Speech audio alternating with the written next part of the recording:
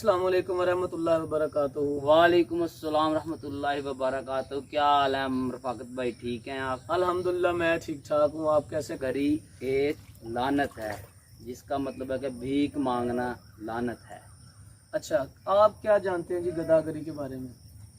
गदागरी के बारे में ये है कि हकदार का हक मर जाता है, ना हक लोग ऐसे ही चलते पीछे रहते हैं।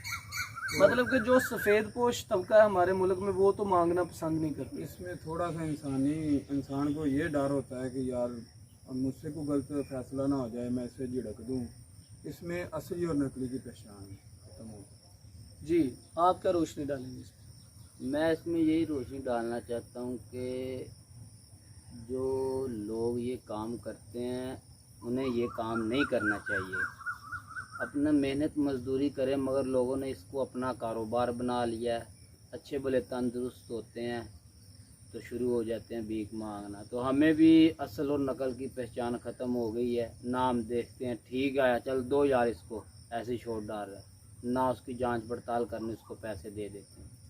ये कुछ हमारा भी कसूर है, हमें उनकी जांच पड़ताल करनी चाहिए, उनके पीछे जाना चाहिए ये क्या करते हैं क्या नहीं। मगर हम भी कहते हैं चल यार आ गया 10 रुपये की कौन सी बात है। कुछ तो ऐसे गदागार होते हैं कि वो 10 लेते नहीं, वो कहते 100 का नोट लेना, देना दो, नहीं लेना तो हम ये बैठे हैं और बददुआएं देना शुरू कर देते हैं। देना शुरू कर देते हैं। बड़ा आसान काम है। सुबह आए 8 बजे आए, 4-5 बजे घर को चल गए, अच्छी खासी दिहाड़ी लगी, खाना पीना भी खाया, ट्रैवलिंग भी फ्री की, सब कुछ ही फ्री। और दूसरी बात, ना किसी की टेंशन, ना कोई फिक्र, कुछ भी नहीं, नहीं कुछ माहौल का किसी का कुछ नहीं पता, बिगाड़ ही है बस।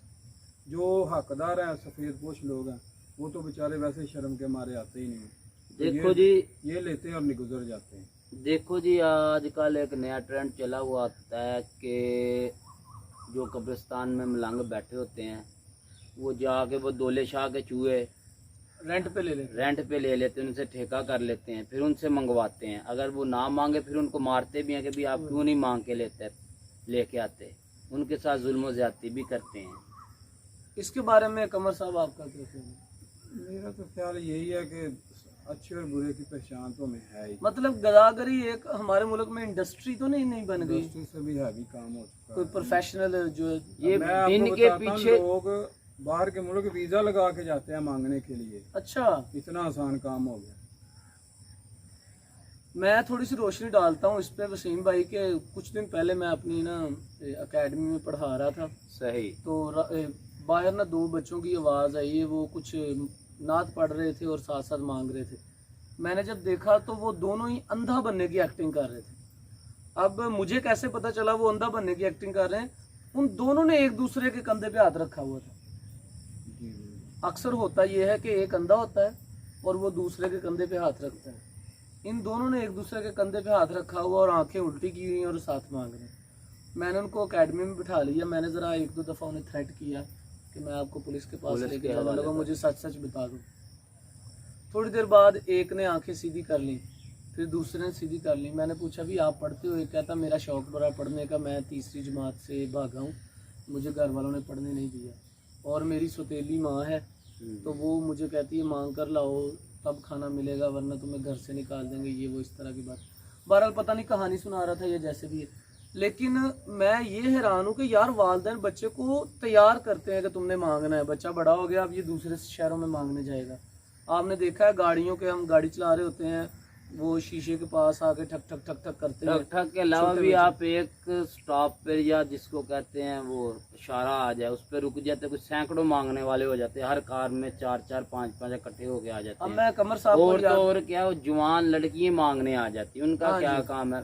फिर ऊपर से उन्होंने फैशन किए होते हैं, वो देख देख के बंदा हैरान रह जाता है कि ये मांगने वाली हैं कि ये क्या है। बस सर ऐसे ही है और इस लानत को ख़त्म होना चाहिए। इसमें ज़्यादा कसूर हम लोगों का ही है जी, जो हम ऐसा मुआशरा मुंतखब नहीं करते जो इसके खिलाफ कार्रवाई करे। और कार्रवाई तो बाद में होती है, पहले ऐसे लोगों को ठीक करने के लिए कुछ अदारे होने चाहिए। ये तो जो स्पेशल ब्रांच ऐसी हो कि जो गदागरों को मतलब पहचान करे उनकी। देखिए अगर कोई डिसेबल है, अगर कोई माजूर है, अंधा है, तो वाकई उसका हक बनता है। और हमारे मुआशरे में माशाल्लाह लोग खैरात देते भी बहुत ज़्यादा हैं। लेकिन ये लोगों को ना वैसी आदत हो गई है कि मिलता भी है और सोचते हैं कि इससे डबल हो जाए। यानी कि सिंगल अपने पे गुजारा नहीं करते। सर मैं ना आपको याद करवाता हूँ, आपको याद होगा जब हम हाफजाबाद पढ़ने जाते जी होते जी थे बिल्कुल। तो स्टेशन के ऊपर एक मांगने वाला आया था, उसने अपना हुलिया जो है ना वो शहबाज कलंदर के मरीदों वाला मरीजों बनाया जैसा हुआ था, बनाया याद हुआ होगा था। आपको? याद है मुझे, जाते थे हम सब मिलकर तकरीबन आज से कोई 15 साल पहले की बात है, कॉमर्स कॉलेज में जाते रहे हैं। बिल्कुल हम उधर पढ़ते थे कॉमर्स कॉलेज में हाफजाबाद। तो स्टेशन के ऊपर एक आदमी आ गया हमारे पास, हम तीनों उधर मौजूद थे दोस्त। तो वो आदमी आकर कहता है कि मैंने शहबाज कलंदर जाना है और मेरी जेब जो है ना वो किसी ने काट ली, और मेरे पास सिर्फ एक, तब 1100 मोबाइल होता था, नोकिया 1100। उसने कहा जी मेरे पास ये एक मोबाइल रह गया, मैं इसको बेच नहीं सकता, मैंने आगे रब्ता रखना, तो खुदा के लिए मेरी मदद करें। हमारे अंदर कुछ बड़े खुदा तरस लोग भी थे जिनके पास पैसे भी थे, हमारे पास तो बड़ी याद है 10-20 रुपये होते थे, 30 रुपये हो जाने, स्टूडेंट दौर था, स्टूडेंट थे। जितने मिलते थे फिर एक लड़के ने उसको 70 रुपये दिए, एक लड़के ने उसको 80 रुपये दिए, एक लड़के ने 150 रुपया दिया, किसी ने 10, किसी ने 20, उसको काफ़ी रुपए दे दिए। ये 15 साल पहले की बात है। तो आप तो जानते हैं माशाल्लाह, जब उसको पैसे दे दिए वो अब चला गया, उसके 6-7 दिन बाद हम उधर जाके सुबह सुबह पहले नाश्ता करते थे, और हमारे पास काफ़ी टाइम होता था क्योंकि हमारी गाड़ी लेट होती थी, 4 बजे आती थी तकरीबन, हमें 1 बजे छुट्टी हो जाती थी 12:30।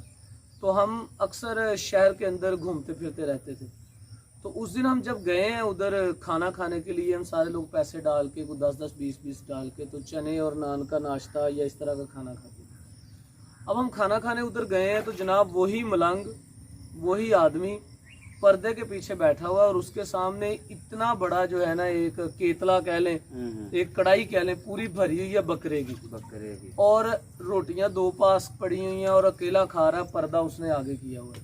हम हाथ धोने गए पीछे तो अचानक मेरी नज़र उसके जूते पे पड़ी, तो मैंने कहा यार ये जूता तो उसी आदमी का लग रहा है। मैंने फ़ौरन कमर से कहा, मैंने कहा कमर आओ भाई, ये वसीम से कहा, बिलाल था, एक और 2-3 लड़के थे, उनको कहा यार इधर आओ ज़रा देखो ये आदमी वही नहीं है। तो उन्होंने थोड़ा सा झांक के देखा तो आदमी वही था। पर्दा खींचा हमने तो जनाब खाना खा रहे हैं। जब उसने हमें देखा तो थ्रेट हो गया। कमर साहब माशाल्लाह इतने बड़े बड़े बाल रखे हुए थे, पूरा इनका जो है वो जग्गियाँ वाला मतलब कि स्टाइल जग्गा ही था उस टाइम, जग्गा ही था। तो इसने उसका हाथ पकड़ के उसको बाहर ले आया, उसको कहा कि अब तुम्हें जूते मारने। वो बड़ी माफियाँ तरले, बड़ी मिन्नतें करे, लेकिन हमने एक तो होटल वाले से पूछा कि ये आदमी कब से आ रहा है, उससे पूछा, होटल वाला बताता है कि ये आदमी जब भी आता है ये बकरा कढ़ाई खाता है, ऐसे ही बात। और उसने बताया कि मैं सारा दिन घूमता फिरता हूँ, मेरी अपनी ज़मीन भी है, मेरे बच्चे भी काम करते हैं, और मैं उनको ये बताता हूँ कि मैं बसों और ये जो अपना है ना इनमें जंतरियाँ बेचता हूँ, ठीक है, जंतरियाँ मेरे पास पड़ी थी, मैं वो बेचता हूँ, लेकिन मैं मांगता था, और साथ साथ मैं सारा दिन मांग के ना खाने का जो है ना वो अपना ख़र्चा बनाता हूँ, ठीक है, और रात को मैंने खाना, दोपहर को खाना, अच्छा खाना होता है। तो हम थोड़ी सी तो हमें उस पर हंसी भी आए और गुस्सा भी आए कि यार ये क्या करता है आदमी, लेकिन फिर हमने उसे छोड़ दिया। उसने हम सबको खाना खिलाया, हमारे खाने का बिल दिया, उसने कहा मुझे छोड़ दे। हम उसको पुलिस में देने लगे थे, लेकिन फिर बुजुर्ग आदमी था, लेकिन हमने उसको समझाया। वो कहता था कि मैं एक दिन हाफजाबाद जाता हूँ, एक दिन अलीपुर चट्टा, एक दिन वजीराबाद, फिर सियालकोट, फिर गुजरांवाला, फिर यानी कि हर एक नया शहर मेरा होता है हर दिन, और फिर जब 1 माह गुजर जाता है तो फिर मैं शहर रिपीट करने शुरू कर देता हूँ। तो हाफजाबाद का वो रहने वाला था। ये तो एक मिसाल है छोटी सी, आपके पास हज़ारों मिसालें होंगी इस तरह की। ये गदा घरी है, नशा तो नहीं है ना जो हम जो छोड़ नहीं सकते। हाँ जी, ये हर बंदे को चाहिए।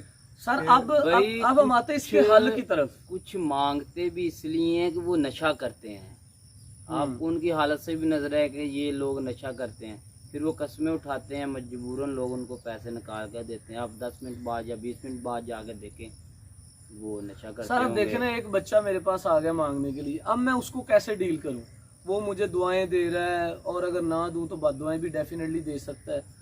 तो अब मेरा दिल, मैं मतलब कि क्या करूं, इसका हल क्या है? उसका मतलब ये है कि आपकी जब तक आपकी किस्मत में कुछ बुरा नहीं ना लिखा, अच्छा और बुरा आपको अल्लाह के हाथ से आना।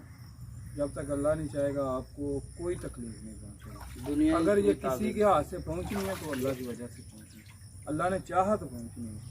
तो ये कुछ लोग हम वैसे ही रहमदिल बड़े हैं, कुछ हम वैसे ही रहमदिल बड़े हैं, तो खैरात वगैरह भी हम तकरीबन हम दिल खोल के दिल करते खोल हैं। के करते हैं। तो यही है कि ये माशरे को ख़राब भी हम नहीं किया है, किसी ने भी नहीं किया। तो ठीक भी हम नहीं करना, लेकिन मुझे नहीं लगता ये ठीक होगा, क्योंकि ये रोज़ ब रोज़ जो चीज़ बढ़ती हो ना वो कम नहीं होती। काम नहीं होती। ये अल्लाह ने ठीक करना है जैसे भी होना, या लोगों ने खुद अपने आप को ठीक करना है। तो हम सर इनकी हौसला शिकनी कैसे कर सकते हैं वसीम साहब? हौसला शिकनी इनकी होनी चाहिए। इनको जो बच्चे पढ़ना चाहते हैं उनके लिए गवर्नमेंट को चाहिए कि वो क्या नाम है स्कूलों का, दानिश स्कूल, दानिश स्कूल, उसमें डालें, या कोई प्राइवेट स्कूल ऐसे बनाए जाएं जैसे इमरान खान ने वो शेल्टर रूम बनाए थे। तो यानी कि इस तरह ऐसा पूरा काम स्कूल होना बनना चाहिए चाहिए। ना, स्कूल होना चाहिए, उनको 3 टाइम खाना देना चाहिए। ठीक है। तो ये बच्चों तो जो साहिब हैसियत लोग हैं ना, ये उनसे रिक्वेस्ट है कि वो थोड़ा आगे आएँ और इस काम को संभालें, और कुछ अदारे ऐसे बनाएं जिससे ये सारा मसला हल हो सके। चले जो छोटे बच्चे हैं उनसे शुरू करें, बड़े तो चलो ना हो, लेकिन अगर छोटे बच्चों से हम ठीक करेंगे तो तकरीबन मेरे ख्याल में ठीक हो जाए।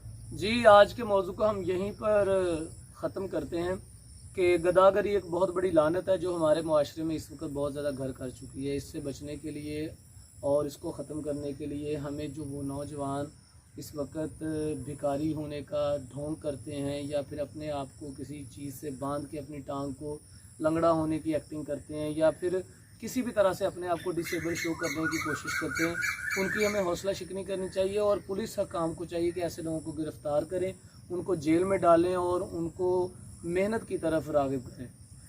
मैं उम्मीद करता हूं कि जितने लोग हमें सुन रहे हैं वो भी इस अमल को आगे बढ़ाएंगे हमारे चैनल और को लाइक हमारे करें, फॉलो करें और सब्सक्राइब करें। बहुत शुक्रिया। अल्लाह हाफ़िज़। अस्सलाम वालेकुम।